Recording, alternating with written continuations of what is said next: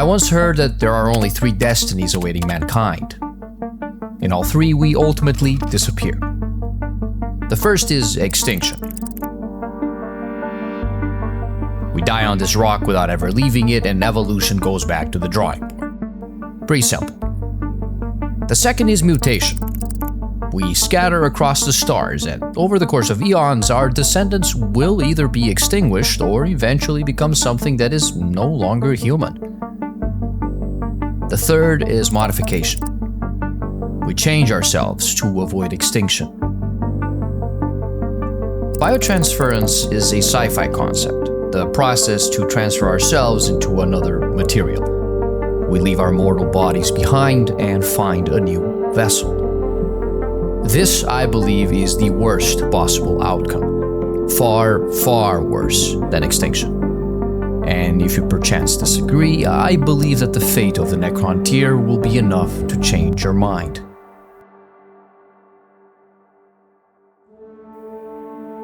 Born under the light of a radioactive sun, the Necron tier led short, austere lives, readying for death from the moment of their birth. It was a mortuary culture, centered around building tombs for the greatest among them, usually the nobility that ruled them. Even as they spread beyond their homeworld and into the stars, the genetic curse of their son followed them into early graves.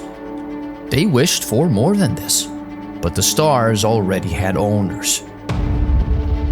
The Old Ones were the overlords of the galaxy, psychically gifted, immensely powerful, healthy, immortal.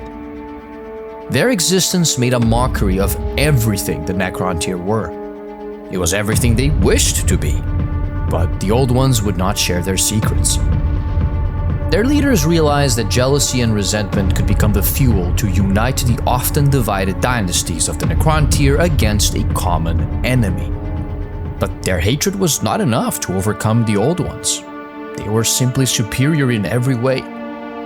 Humbled and humiliated in defeat, the Necron tier called out to the stars, and they received an answer. They were called the Catan. In the language of the Necron tier, star gods. Ancient as the universe itself, these beings offered the Necron tier what the Old Ones would not: immortality. Bodies that would never age, that would know no disease, and could withstand the radiation of any sun.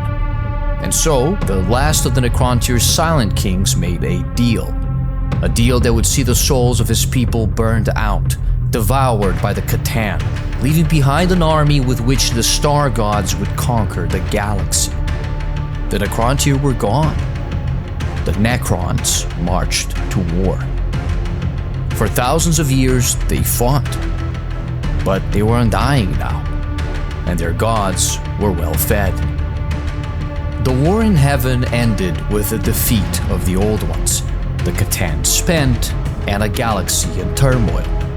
With their old enemy vanquished and their masters weakened, the Necrons seized the opportunity to imprison the deceitful Catan. With his last command, the Silent King ordered his people into cryostasis within the thousands of tomb worlds of the Infinite Empire, to wait out the chaos that followed the war, to slumber for 60 million years, and re-emerge to a galaxy that would have forgotten them.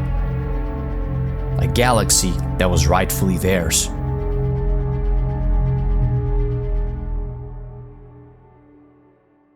Support for this video comes from Warhammer 40,000 Tacticus.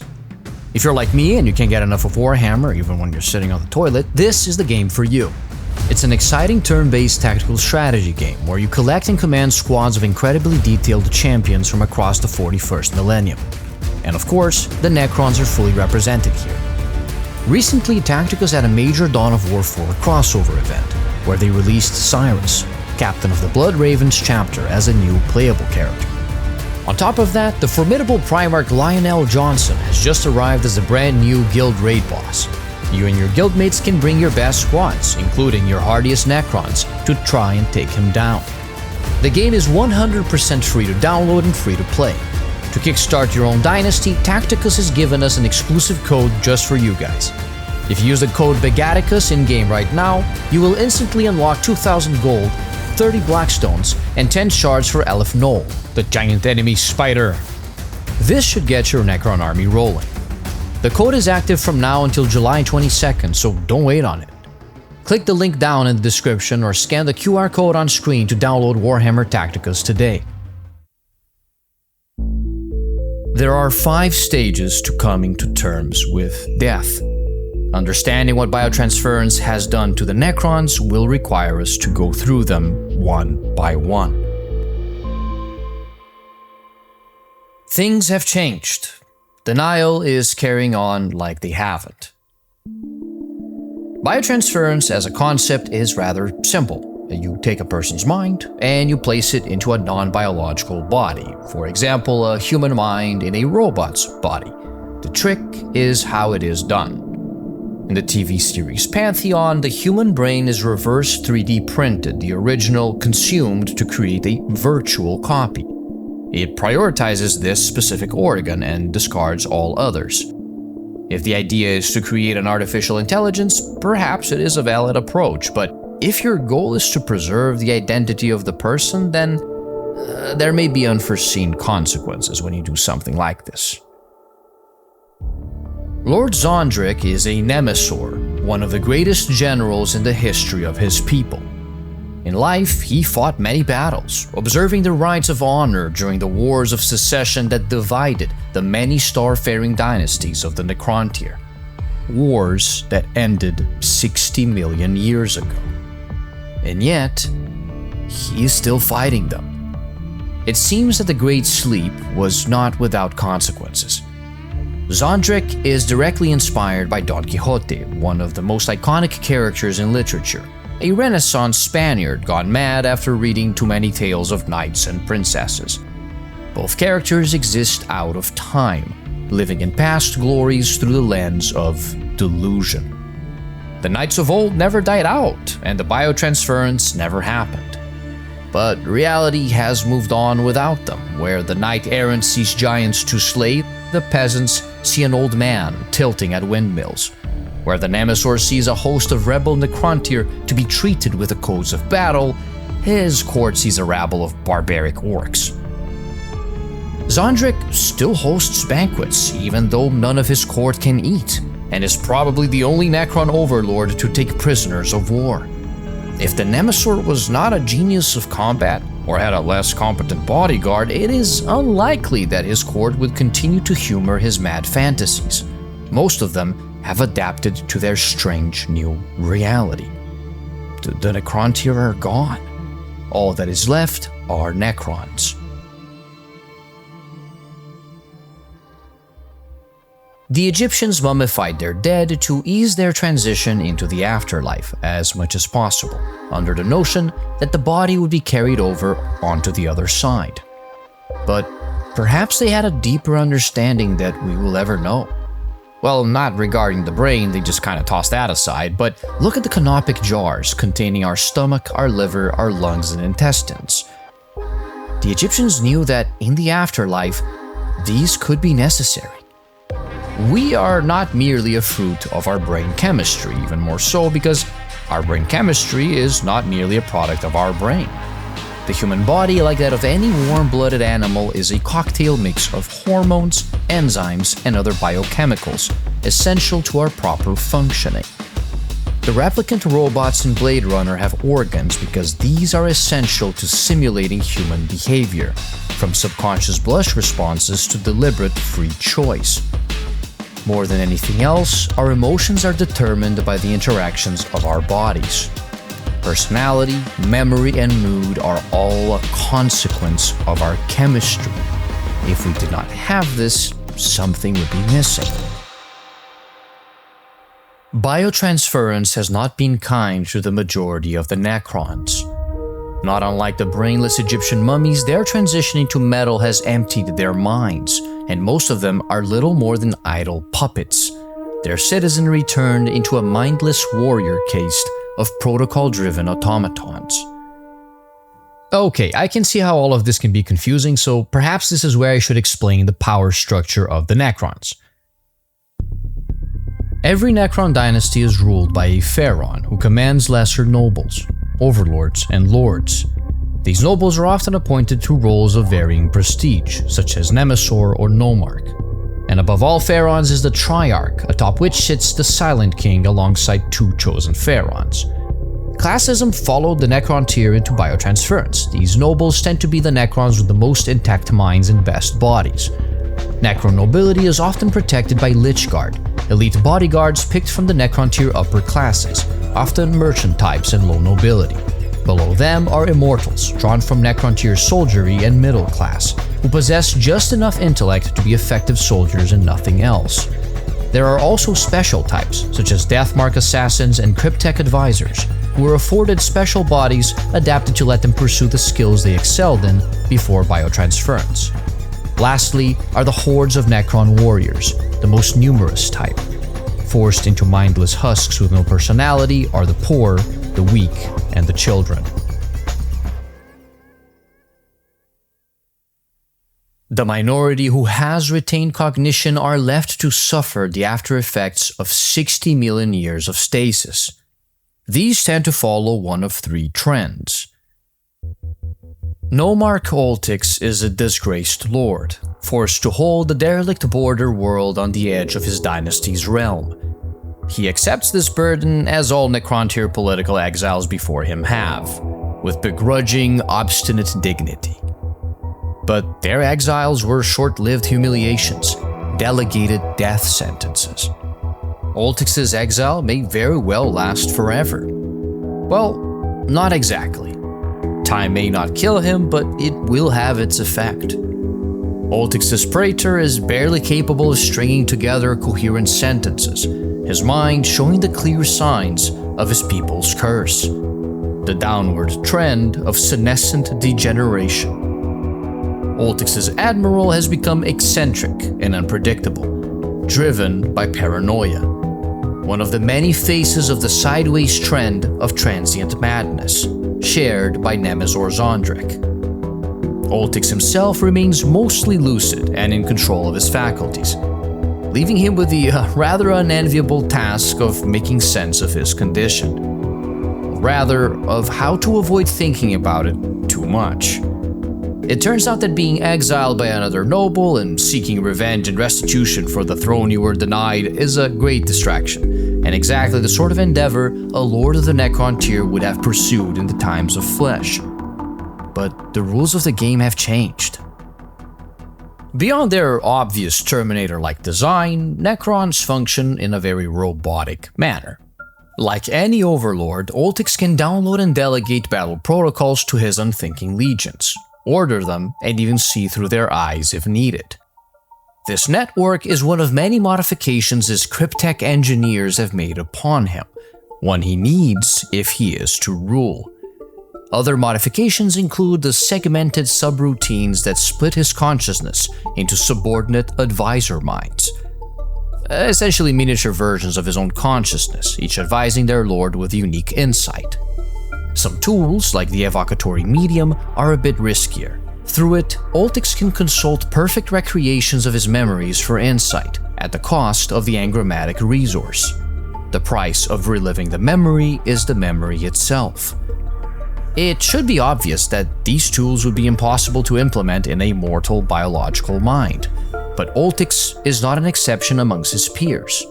They, one and all, have changed.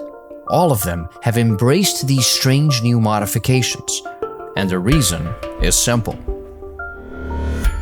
The Necron were a proud, xenophobic race obsessed by court procedure, imperial bureaucracy, and cultural mores. The political games of your rivals do not stop just because the species has undergone a metamorphosis. In the strangeness of these new bodies, the Necrons have latched on to what little still makes sense to them from their past lives, and political intrigue is one of the few things that does not lose its luster when you become an immortal cyborg. It may seem like these Necron nobles have accepted their fate, but all of it is a facade. The protocols could be automated. Oltix commands his armies because it makes them seem like actual soldiers following orders. It makes him feel like his voice is being heard. Very few of the Necron nobility have awakened, and only a portion of it is lucid. Oltix has no friends in his exile. The advisor minds are someone to talk to not feel so alone. The evocatory medium is the most dangerous of all of these instruments in this regard. Through it, Oltix can buy himself a moment of respite from the horror of his existence. But the memory is only real as long as it lasts, and then it is gone. Oltix uses it judiciously, for he understands that it is a piecemeal destruction of all that he was before biotransference. Many other lords have become addicted to the medium, losing themselves in the past until there were no more memories to hide in, and their minds were lost. As ridiculous as Zondrek's delusions may seem in a way, Oltix and most of the Necron nobility are also in denial. Try as they might to reinterpret the old ways to this disorienting new reality, their old way of life is gone, forever. To persist in their traditions as if it was not is its own kind of madness. It is denying the value of all that they have lost. And yet, they must. Rage stirs within Oltix, a rage shared by many of his peers. In their absence, many upstarts have stolen what is rightfully theirs. But there is a deeper meaning to this anger. Things have changed. Anger is refusing to accept this. It is easy to assume that Necrontyr is the root source of the word Necron. They weren't really reinventing the wheel here, but there is another. Necrodermis. Equal parts Philosopher's Stone, Shape Memory Alloy, and Termite Swarm, this is the mortar upon which a galactic empire was built. Regenerative, durable, fluid, intelligent. Despite the Necrontyr's mastery over the substance, little is known about the living metal. And yet they used it to build their gigantic mausoleums, their gravity-driven starships, their robotic canoptek constructs, even the vessels for their Catan masters, and eventually for their own bodies. Bodies designed for war by gods unconcerned with the fate of their servants. Powered by the fusion of microscopic stars, meant to endure for countless eons. Soulless husks imprinted with various degrees of sentience, the facsimile of intelligence. Necrodermis, endlessly reassembling, endlessly recoverable, undying. For the happiness of the Necron race, it's not great, but for the purposes of Imhotep the Stormlord, it is perfect. In fact, it may give him a better chance at building his legacy than he ever would have found in life. The Necrons are no strangers to war. They won the war in heaven, at an unfathomable cost, yes, but it was a victory nonetheless. And once that was done, they won their freedom against their Catan masters. Both victories are owed to the miracle, the curse of Necrodermis. Warrior lines follow orders unquestioningly, allowing capable Necron lords to effortlessly maneuver them across the battlefield. Immortal elites retain some degree of a military intellect and compose the core of these armies supported by other Necron specialists, as well as by canoptek constructs and quantum-shielded vehicles. I've been on the receiving end of an entire squad of Necrons reassembling with their reanimation protocols. It sucks, but yeah, Necrodermis is a key part of their identity. It rebinds the warriors, making for a durable and steady advance, and those Necrons damaged too greatly can be phased out, instantaneously taken back for extensive repairs within their invasion flagships or the tomb worlds they defend. If it all seems a little overpowered, remember, the Necrons were designed to be an army in the service of star gods, meant to fight against the psychic overlords of the galaxy and their hordes of mutant slave soldiers.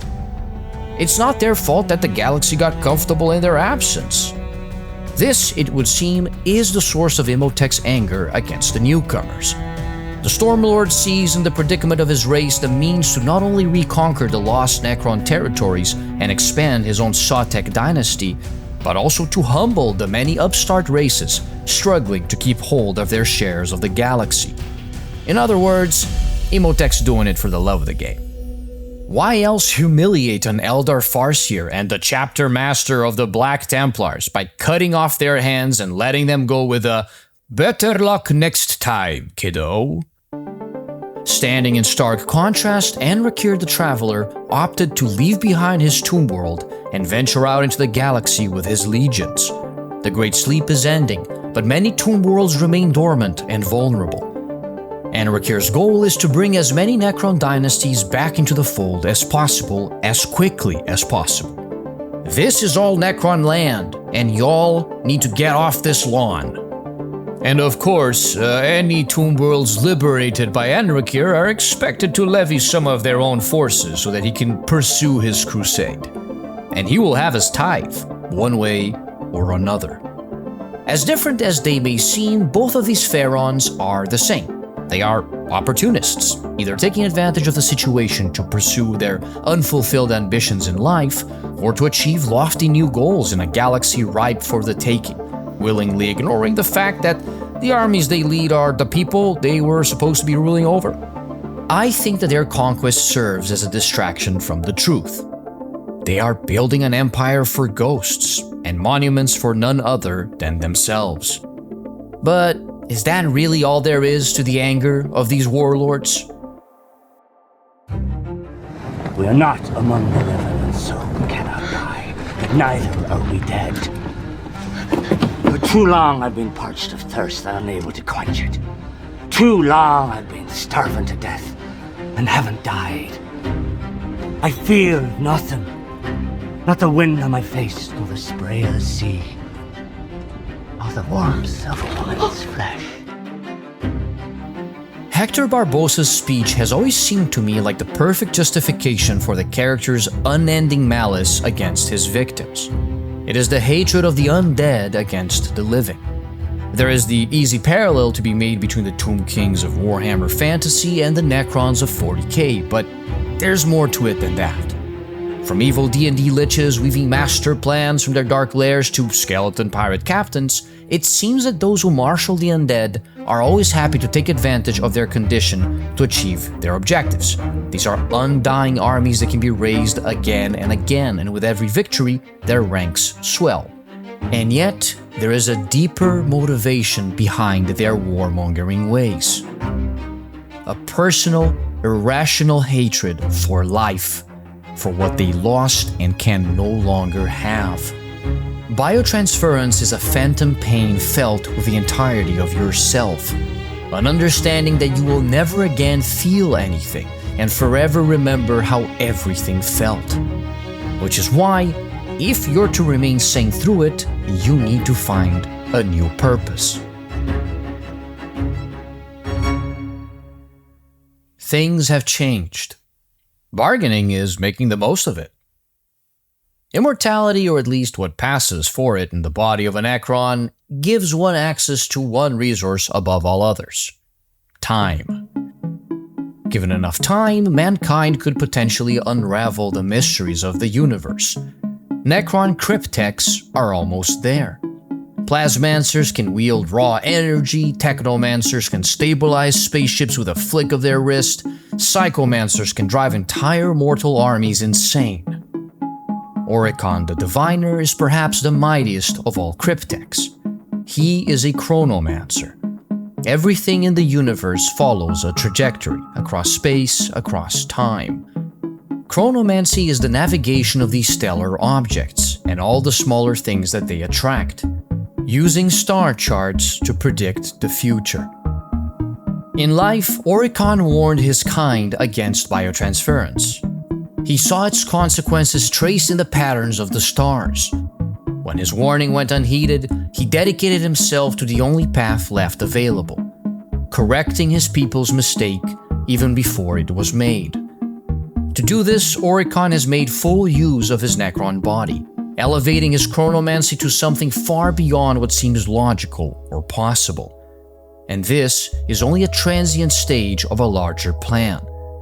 For the Necron tier to truly attain immortality, they need to emulate the Catan. Oricon's ultimate goal is to abandon matter altogether, to become pure energy, the only thing truly capable of transcending the power of time.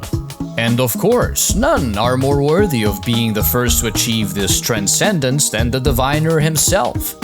Yeah, Oricon is a little bit of an egomaniac. Actually, that's an understatement. He is perhaps the biggest ego in the universe. Although there is another that might match him. There are no boundaries to what Oricon will do to achieve his objective, including confronting Trazyn the Infinite. You know, I really struggled to come up with the perfect comparisons for the dynamic between these two. If we're talking personalities and powers, the simple way to think about it is that Oricon is what happens when you put Brainiac, Doctor Strange, and Count Dooku in a blender and you press mix.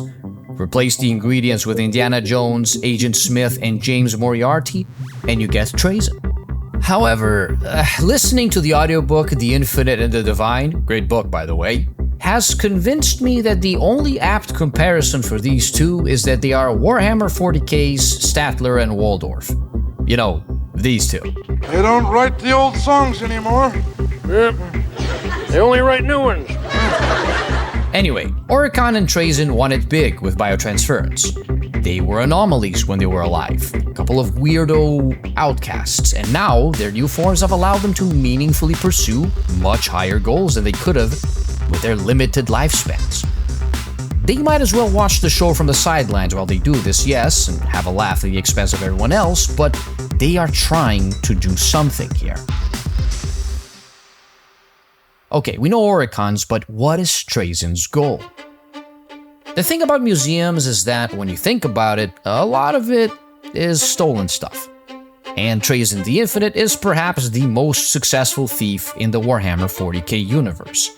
This overlord collects everything. And I do mean everything. His galleries on Solemnus are unmatched across the galaxy, for they are the galaxy. Tyranid Hive Tyrant, complete with Hive Guard escort and warrior cohort? Check. Reconstructed container of an Avatar of Cain? Check.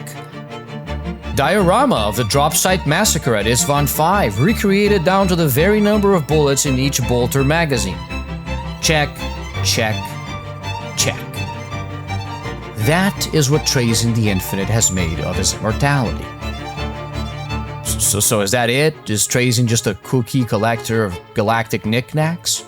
Well, another thing about museums is that no matter how many exhibits you see, it all pales in comparison to what was lost. History is a great storm, and it is only fascinating to us because of the magnitude of its waves and how little they left untouched. All that we ever get is the flotsam that gets brought to shore. But imagine you had the means to preserve something from every era, perfect and immaculate. Roman statues with their layers of paint intact, original manuscripts of religious scripture, costumes from every culture preserved in stasis, castles under siege, dioramas of battle captured at the very moment of capitulation. Oricon sees no purpose in preserving these relics. The people of the past ignored his warning and reaped the consequences. Biotransference made them immortal, but to the Diviner, the Necron condition is a necessary step to achieving the energy forms they are meant to be, a cocoon awaiting metamorphosis. All that matters is charting the correct future and achieving transcendence. Trazyn understands that most of the galaxy is its past. The rarest things are the most distant, which is why his most prized pieces are those of the Necron tier. Entire galleries dedicated to who they were before biotransference, to who they became after it. If the Necrons are to lose everything but their minds, then they must at least remember their past. And they will need their history if they are ever to be saved from their predicament.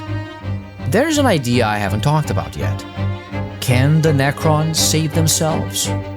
Well, there is one who works single-mindedly towards that goal. The one responsible for it all. Things have changed. Depression whispers that you are to blame. One of the key themes of Frank Herbert's Dune is responsibility. How responsible is a people's leader for taking them into a war his armies have long asked him for? To grant his loyal subjects the immortal destiny they have always craved. To free his people from their harsh sun, from the merciless world they were born into. How horrifying it is for Paul Atreides to realize that he has become a messiah. That through his words, millions will gladly give their lives. That for his ambitions, for his survival, he has robbed them all of any other choice, of any other purpose. When Cesaric made the choice for his people, he did not know that the reins of the army the Necrontyr would become were to be placed in his hands. That he, more than any other of his kind, would fully understand what he had done to them. Because they, one and all, were now bound by the protocols. Bound to his will. So he used them. He followed the orders of the Catan and struck down the old ones, and then he turned the Necrons against their gods. He left his people to the Great Sleep and journeyed into self-imposed exile. His penance was to carve out a new place in the universe for them and find a solution to the problem of biotransference. New bodies, new souls. Warhammer 40k is not subtle when it comes to the matter of the existence of the soul. The warp exists, and it is exclusively due to the effects of the untold billions of souls imprinting into it that this psychic realm has taken shape. Souls are what demons are made of, and what is missing in the Necrons. However, there are some humans strangely born without them. They are blanks, pariahs, the result of a mutant gene. Their mere presence disturbs others and psychic individuals most of all. They are not just beings without souls. They are an empty locus, severing the warp's connection with reality. In the 41st millennium, after an absence of 60 million years, the Silent King returned. Ironically, it's in this galaxy that his people's salvation can be found. The Pariah Nexus is the masterwork of Cesaric, a zone of silence, a section of galactic space cordoned off through a blackstone array, a mysterious element that repels the immaterial energies of the warp. It is anathema to demons who are incapable of even manifesting within it, but it is equally as dangerous to mortals. Within it, they are progressively deteriorated until they inevitably become soulless shells. The perfect vessels for a reversal of biotransference. There is only one problem with this plan.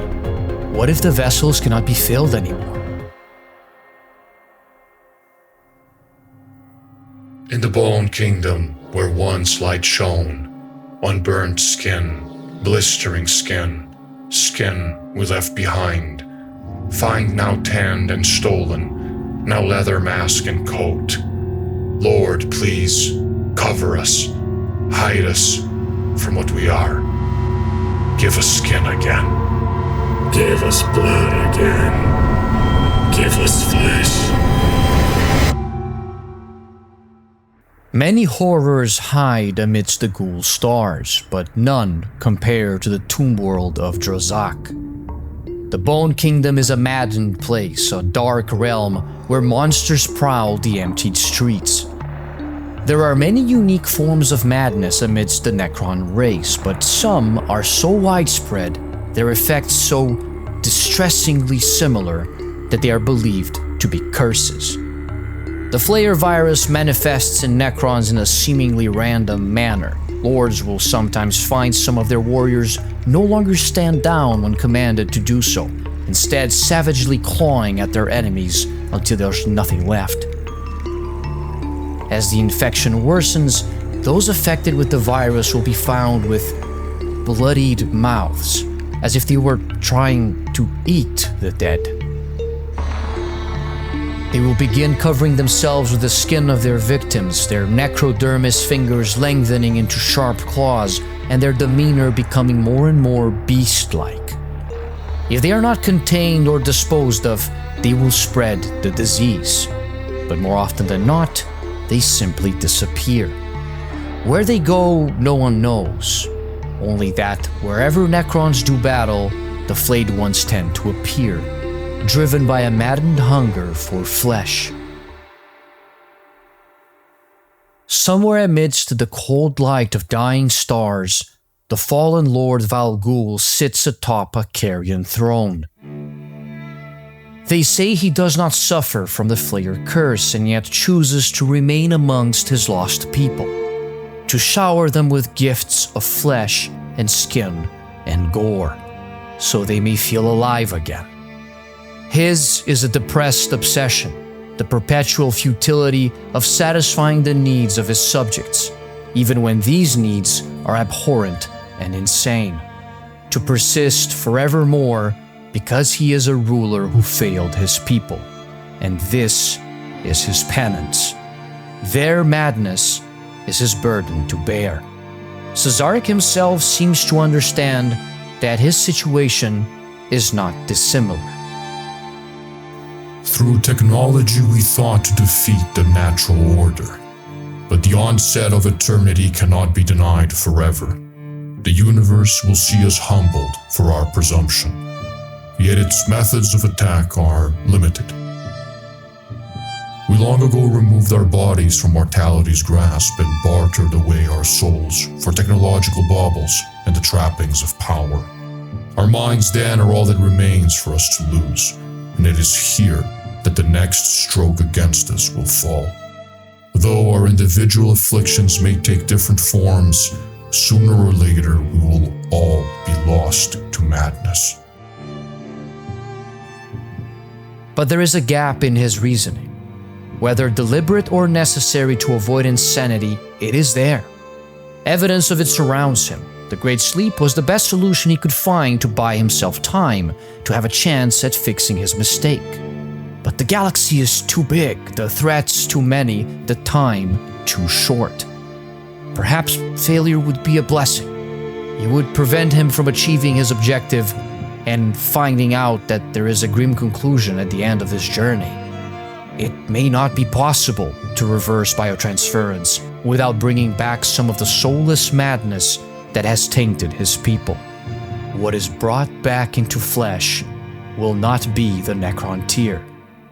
It will be the copy of a copy, minds cobbled back together with science and brought back from an accursed beyond.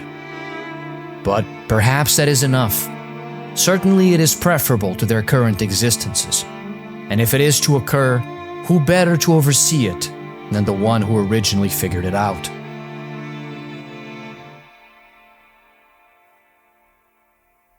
Things have changed. One of us cracked the final lock on the atomic bomb. One of us will be the first witness of the singularity. And one of us will be responsible for biotransference. Most likely, a scientist. Illuminor Caesarus is a technomancer. His science, like that of all cryptechs, is so advanced, so esoteric and mercurial that it may as well be magic. But it is not. Magic is something of the warp, and to science, the warp is merely another variable. Do you know of the ship of Theseus paradox? Once a year, the Athenians take the ship of their mythical king on a journey to Delos, and every year wood planks need to be replaced. Then comes the question. When all the pieces are eventually replaced, is it still the same ship? And if the carpenters have kept the old pieces and rebuilt the ship, then which one is the ship of Theseus? Caesarus did not make the choice for his people, but he certainly made it possible. His life's work was biotransference. The Catan may have offered the knowledge, but Caesarus was the one who theorized, designed, and implemented the process. And when it was achieved, the Necrontyr knew who to blame. But unlike the Silent King, Caesarus felt no guilt. He never saw his choice as a betrayal. He understands, in a way that no other mind in the galaxy understood before him, how it all works. One idea in particular carries horrifying implications. Caesarus describes the word soul as unscientific terminology. To him, the idea that there exist unique, singular identities within energy is preposterous. Mind, personality, memory, all of it is data, easily transferable to another material. The Catan were not interested in helping the Necrontyr. They needed an army, and that is what Caesarus designed. But that does not mean that a perfected process could not be conceived. With enough research, through a pariah nexus, Necrons could be restored to bodies of flesh and blood. Even their minds could potentially be restored, recreated to replicate the very moment before biotransference. All he would need is a backup of that data. If the Silent King's renewed support for his research can be bought by reversing biotransference, Caesarus will endeavor to achieve it, as much for the challenge of it as for how trivial a task it is compared to his greater ambitions. If he cannot recover the lost data, he simply has to find a way to simulate it, because ultimately, there are no souls to recover, only data to replicate, no different from wooden planks on a ship. To Caesarus, all of this would merely be a stepping stone in a far grander ascent. His goal is not too dissimilar to Oricon's, but his inspiration and purpose is different. When he saw the Catan, he was not afraid. He simply saw a scientific phenomenon and felt compelled to replicate it for himself. What is a god if not a scientist on a more meaningful scale? Alas, Caesarus is flawed. He believes himself worthy of transcending his limited form, but he has yet to understand the only absolute truth of his existence. Caesarus may no longer believe in the existence of the soul, but he once had one. And like all beings with souls, this makes him unnatural, an aberration, something to destroy. For some reason, the memory of Necrosaur Amentar was removed from all Necrons through one of the Silent King's final protocols. But while they may not remember it, any Necron that comes near the Necrosaur will begin to change. They will become driven towards a single goal: to destroy all life. Necrons belonging to the Destroyer cult are believed by others to suffer from a technovirus, another curse. But it is not. It is clarity, acceptance. Biotransference was a mistake. The star gods are unkind and cruel. They can be contained, some even destroyed, but the mighty ones will break free one day. And they have a taste for the energy of the living now. The Great Sleep was a mistake. In their absence, the Necrons have allowed life to fester this galaxy, to fatten the entities of the warp into birthing new, dark gods, and to light a beacon for the great devourer that hungers beyond the stars. Life was a mistake. Life is destined to pursue intelligence. Intelligence is doomed to pursue immortality. Immortality is destined to doom life. The cycle will continue. No matter what is the path taken, biotransference will happen again and again and again. Unless it is all destroyed. Unless there are no more mortals to manipulate, no more souls to corrupt, no more biomass to consume. The other Necrons may not understand it yet, but they soon will. Eventually they, one and all, will follow the teachings of the Necrosaur. Eventually they will all understand why life must be cleansed from the universe. The legacy of the Necron tier has always been death. Their lives were short, lived in planning for the ending that was to come. Their houses were humble, but their mausoleums were splendid. They may have tried to avoid it through biotransference, but the truth was inevitable once they left their mortal bodies behind. Only when they lost it did they understand that death has always been their true purpose. When the last mortal thought takes place, when the last generation of the last animal dies without offspring, when the last weed growing in a field withers, when the last fungus dries out and the last bacteria is eradicated, only then will there be peace. When the warp has stilled and the great devourer has eaten its tail and rotted away, when the lights of the star gods themselves have been extinguished by entropy, all that will remain is a long, long night. A tombstone galaxy marking the grave of the universe.